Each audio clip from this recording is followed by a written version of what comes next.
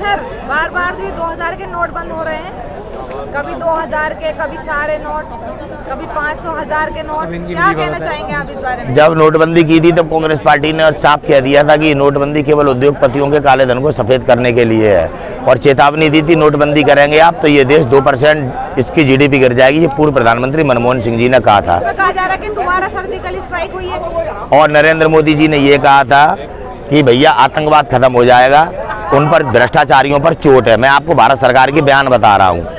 और नोट जब पूरे जमा हो गए थे तब उन्होंने कहा था 99.9% पैसा आ गया है, अब देश में काला धन नहीं है। यही तो बात थी। और बार बार राहुल गांधी कह रहे थे नोटबंदी फेल हो गई और ये कह रहे थे पास हो गई। आज राहुल गांधी जी की बात जनता के सामने आ गई है, सच उजागर हो गया है। कहते हैं ना सच प्रताड़ित हो सकता है लेकिन पराजित नहीं हो सकता। आज नोटबंदी बंद हुई है। नरेंद्र मोदी जी के मुंह पर एक वो गहरा तमाचा है जो राहुल गांधी जी ने मारा था, जिसकी गूंज किसी को सुनाई नहीं देगी। आज इस नोटबंदी के जो की है वो 9 लाख करोड़ रुपए का भ्रष्टाचार है। जैसे हिंडनबर्ग ने जो रिपोर्ट दी थी वो भारतीय जनता पार्टी का भ्रष्टाचार था। अडानी ने क्या करा था? अडानी ने कुछ नहीं करा। अडानी ने तो तुमने बेचा, उसने खरीदा। वो बेचा किसने था? प्रधानमंत्री मोदी ने।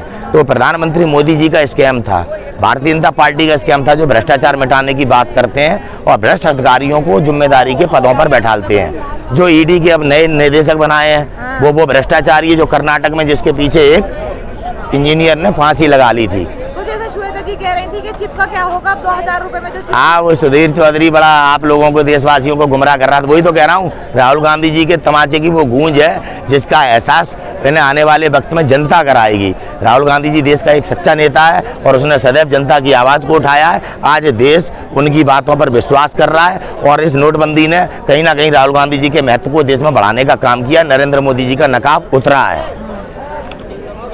क्या वजह रही है मतलब ये 2000 का नोट जो बंद किया गया? आपको क्या लगता है क्या अंदरूनी वजह? भ्रष्टाचार जो काले धन को सफेद किया गया वो 9 लाख करोड़ का स्कैम।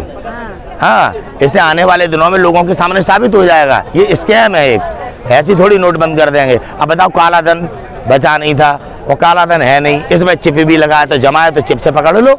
ये झूठे लोग हैं, चोर लोग हैं। आज इनकी ये चोरी को किस तरीके से मिटाएं आने वाले दिनों में। 2024 में सरकार बदल गई तो कहीं पकड़े ना जाएं, इनके भ्रष्टाचार खुले नहीं तो नोट को बंद करके ये अपने जुल्म छुपाना चाहते हैं। ये जो मेनस्ट्रीम मीडिया ये कह रही कि 2000 के नोट के पहले फायदे बता रही थी, पहले आने के फायदे, अब जो है वो चला गया है तो जाने के फायदे बता रही है। तो आप इस पे क्या कहना चाहते हैं? पहले भी बेवकूफ़ बना रहे थे, आज भी बेवकूफ़ बना रहे हैं, मुद्दों से भटकाने का काम करते हैं। दुनिया की बातें चल रही हैं, बेटियां देखिए आंदोलित हैं। भारतीय जनता पार्टी के नेता ने इन बेटियों के साथ शोषण किया है, इस मुद्दे पर कोई बात नहीं कर रहा।